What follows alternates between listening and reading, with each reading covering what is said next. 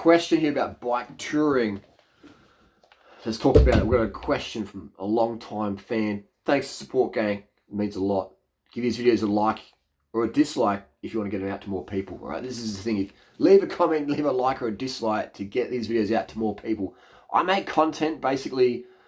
I always put myself in a noob position. You know, I create the content I wish was around when I first went vegan, first got into health and performance and weight loss and cycling and bikepacking and racing and running and marathons and 5K and running the mile and chicks and, you know, martial arts and all sorts of stuff. I'd make the content to appeal to the absolute noobs out there, because we're all noobs at some point in anything in our life. I'm a noob in many things, constantly, every day. I love to learn. If you want more information about bikepacking, bike touring, I highly recommend watch my videos or grab a copy of my ebook, During Riders Lean Body Bible. I continually update. You get free email updates, all right? So it's go to duringrider.com. It's called During Riders Lean Body Bible. It's a bike buyer's guide, but it's packed full of chapters on bike commuting, bike training, bike tips, bike touring tips, bike packing tips and tricks and tips for your trips.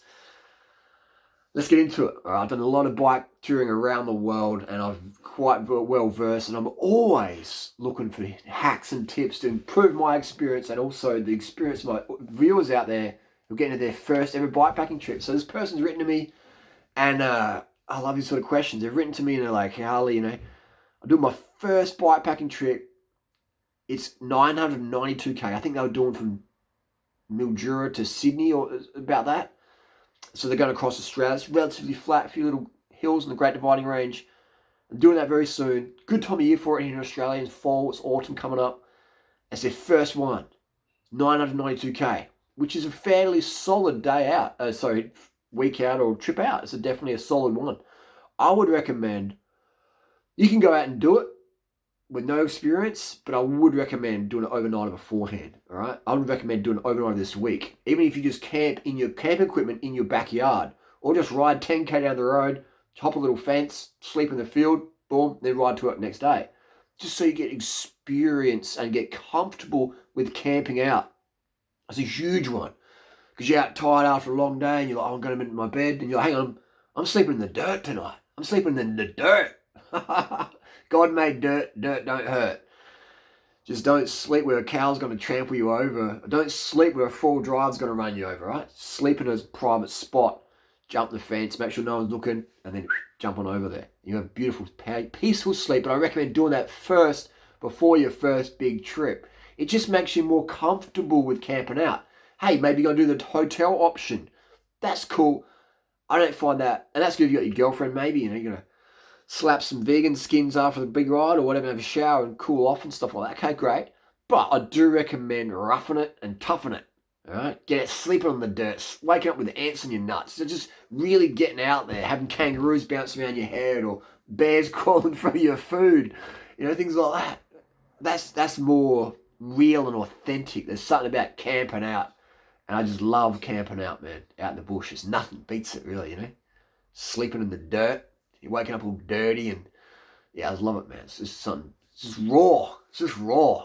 I remember Jesse Carlson organised, Jesse Carlson also bikepacking experience tourer legend along with Sarah Hammond. I remember saying to Jesse, if you're going to do the indie pack again, ban hotels.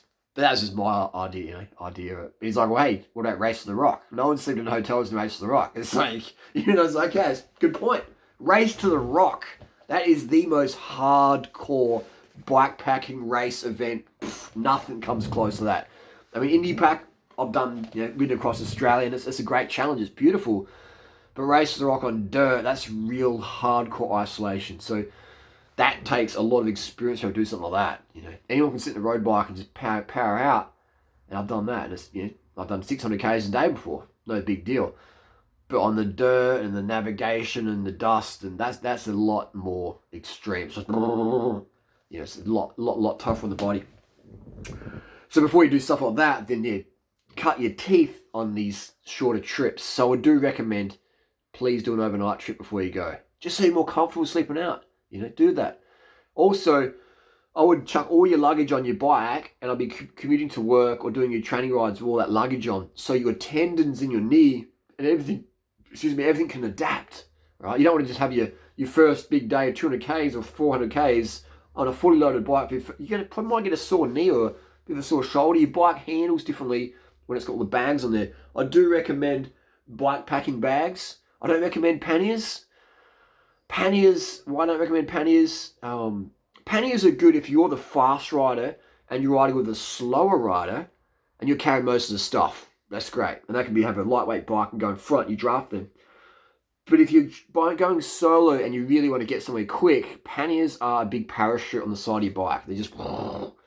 They're a big parachute. Don't recommend them. Don't recommend them. People, when you did the Indie Pack, when you started Indie Pack, you had panniers. It's like I was just going to vlog it and cruise it.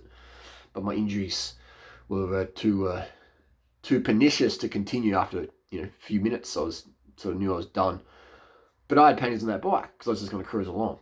But if you're going to race it or really push it, don't use panniers, man. You got to travel as light as possible. I remember I had like panniers with like full of soft drink, and I had like 2 kilos of Wiggle sports powder, and my bike was like 30 kilos or something. It was crazy. I might even have my laptop in, I don't know, but it was like, I had a full length sleeping bag and all. So I was like going on put up the sofa with me. Travel as light as possible, all right? Especially if you're first trip, you need jack all. Get away with the bare minimum sleeping bag. Carry not extra clothing, but the clothing you're going to wear in the morning, that's what you should be wearing the night before as well. All right, so you get a really lightweight sleeping bag and have some, thermal pants and a thermal top if you need it. You'll probably need it this time of year. Head out there, Hay Plain, it gets cold at night, under 10 degrees Celsius, so be warm at night. You never want to be cold in your sleeping bag, all right? So be warm at night. And that's another thing. And also, we could talk about this for ages. All the tips in my ebook, man. Do it all in Embodied Bible. Get high visible. Be visible, man. Be safe. Be seen out there, right? This is let's put some clothes on. Just put some clothes on, eh? And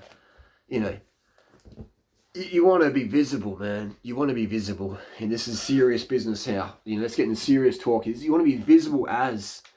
You don't want anyone saying, man, I just didn't see you. I'm sorry, I didn't see you.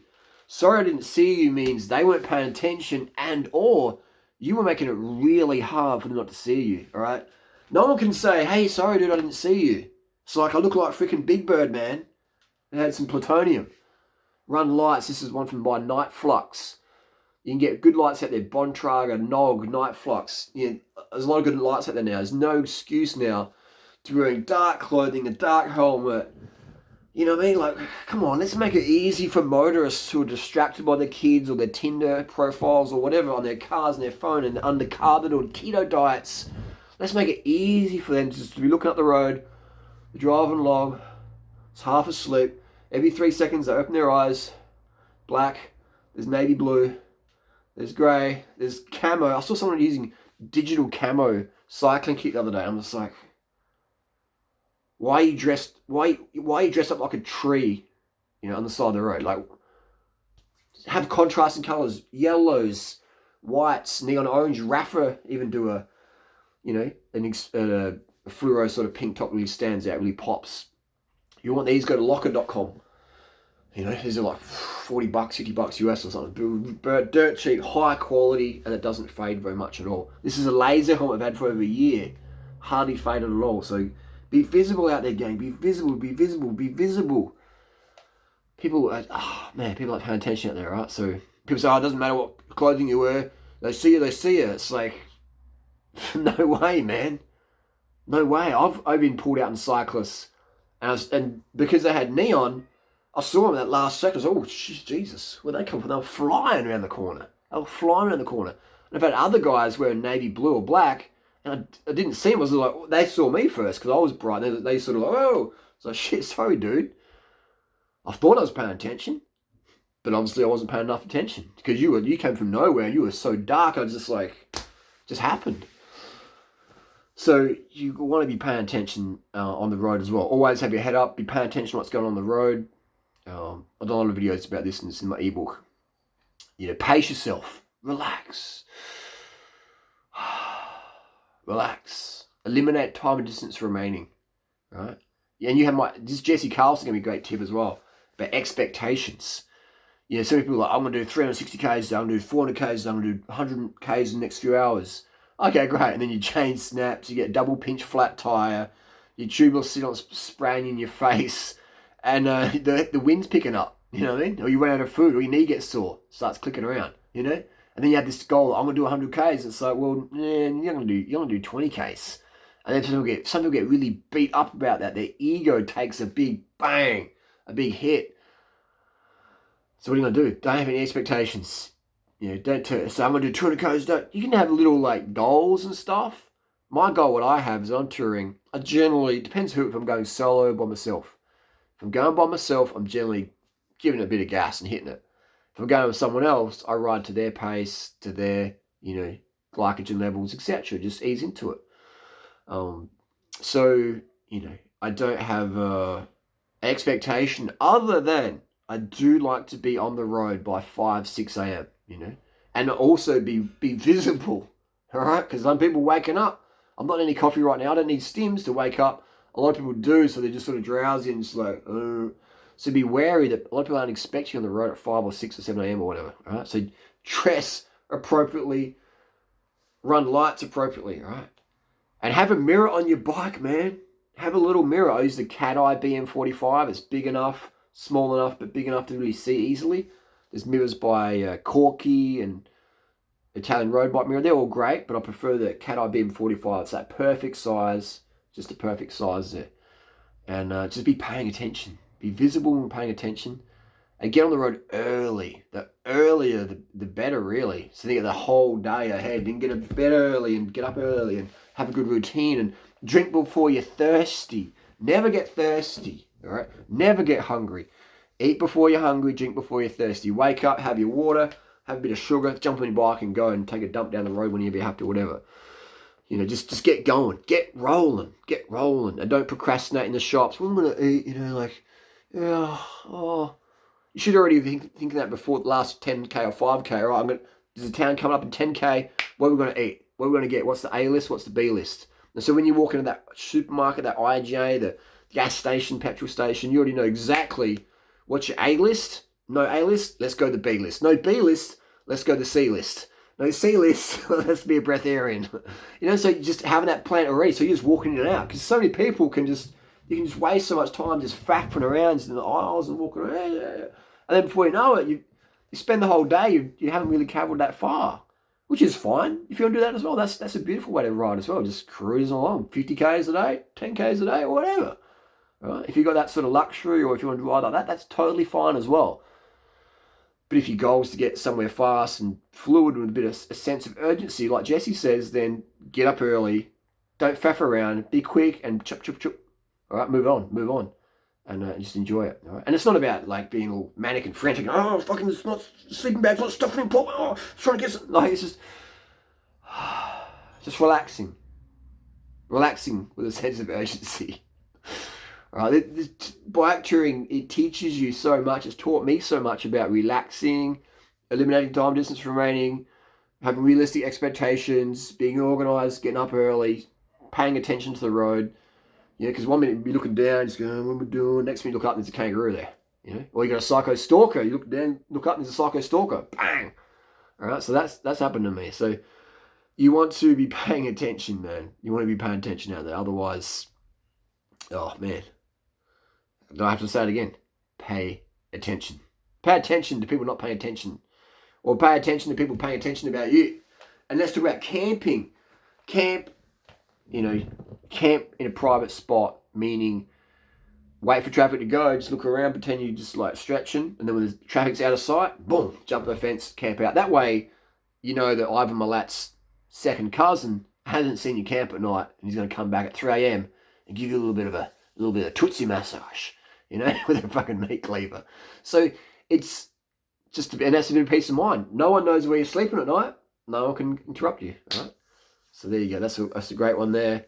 I've slept in people's front yards in Paris. I've slept in potato fields in Germany. I've slept on the Nullarbor Plain. I've slept on beaches in Malaysia. I've slept on beachfront properties in Los Angeles, Malibu, California, with the permission of the owners even. They took me in, and I've slept in some amazing places, park benches in Singapore at night, all sorts of places. The jungles in the Koh Phangan on the islands there, amazing places I've slept, and for free. So for free. So you do it very, very cheap, just the cost of food and water. Hopefully that's a bit of insight there. If you do want more, it's like a weird foundation, isn't it? Like, so white and bright. That's interesting. We'll turn up the filters a bit more. Just get out there and have fun. Bring spare tire, bring patches and glue. There was some guy who was like riding around the world or across Australia or whatever recently, and he ran out of spare tubes or something. And I'm just like, oh man, like I feel for you, but at the same time, why aren't you organized with something as simple as small patches and some glue? You've done all that travel, all that training, and all that effort, and you're stopped because you don't have $1 worth of glue and patches.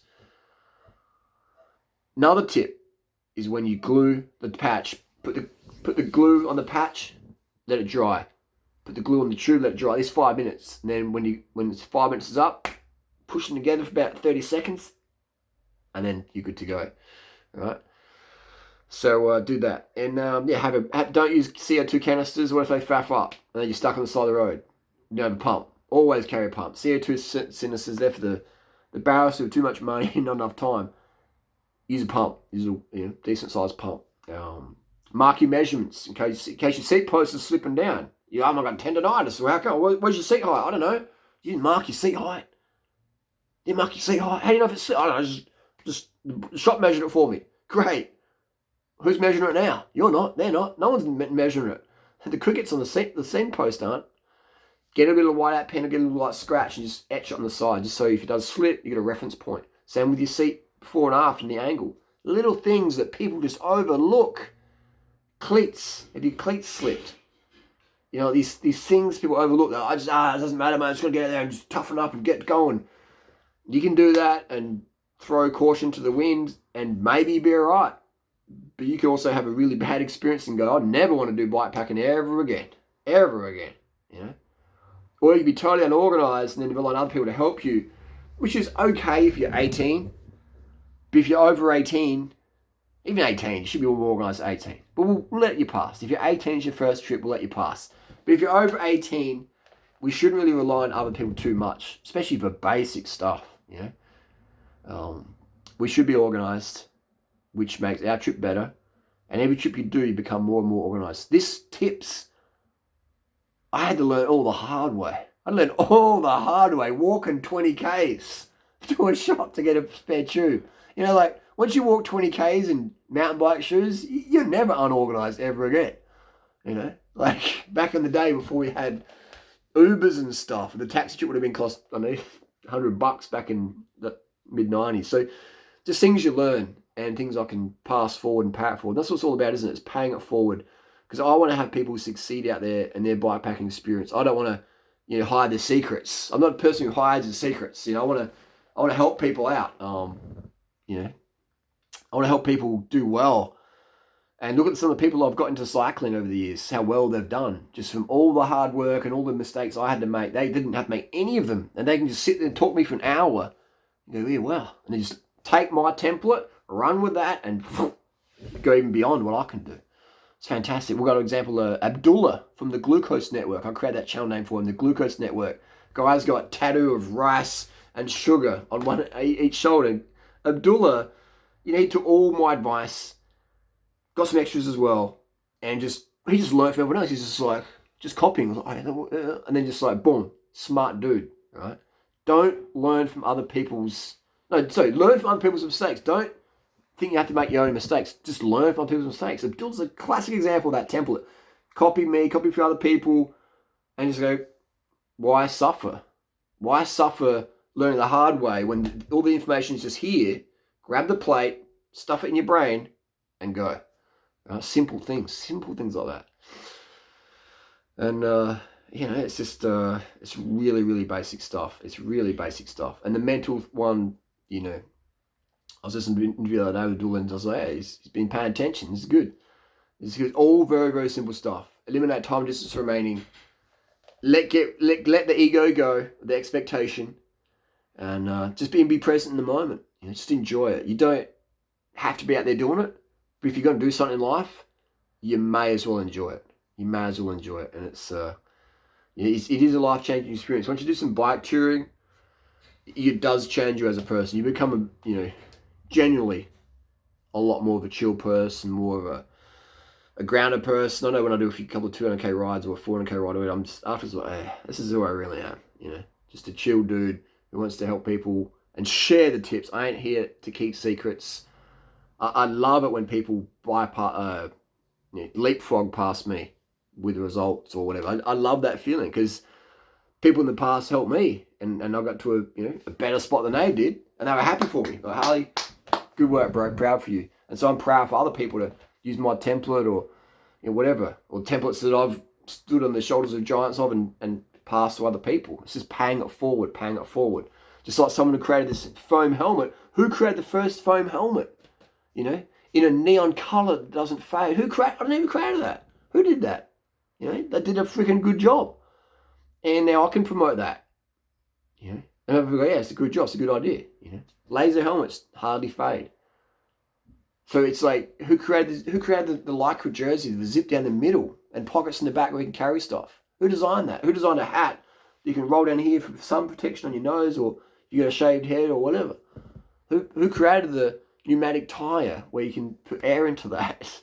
We've got so many incredible resources. Who created SPC spaghetti, rich tomatoes that's actually vegan? And who created the spoon? It's just a can. Who created the ring pull lid? So we don't have to learn from our own mistakes. We can copy other people's template that's working, add our own little bit of spice and rock and roll. A little head torch is a great idea when you're camping at night. This one's made by Nog. It's called the Bandicoot. And it's a fantastic little contraption. I use it at home to save lights, electricity, etc. And just to wind down more. And it's just a great one, Like, who created this? I don't even know who created it. It's just a great idea. And you can change different colors, like red ones. So that's a great one at night time. Red, instead of turning on the blue light, you can have one of these on. Nog Bandicoot, and it charges just like that. Plug it into the USB thing. So, we've got so many amazing resources. Who created the smartphone? Who created YouTube? Who created all these ideas? It's fantastic. All these resources. It's amazing. We live in an incredible age. Incredible age of incredible pollution and warfare and violence and crime and drugs and insanity, but also an incredible age of information. So people out there who want to do well and want to help the planet, want to build community, want to help other people and inspire, man, it was never ever been easier. Thanks to YouTube, thanks to social media. Share your comments and questions down below. Bikepacking tips, hit it down below. Thanks to the support gang. Thanks to everything over the years. 2008, did my first ever YouTube video answering questions like this about health and raw food and stuff like that. And here we are, 11 years on. 12 years on in June. Jeez, 12 years. It goes so fast, man. Life goes so fast. Don't frick around. Don't muff around. Just get it done. If you want to do something, get it done. Get it done. Start today. Peace.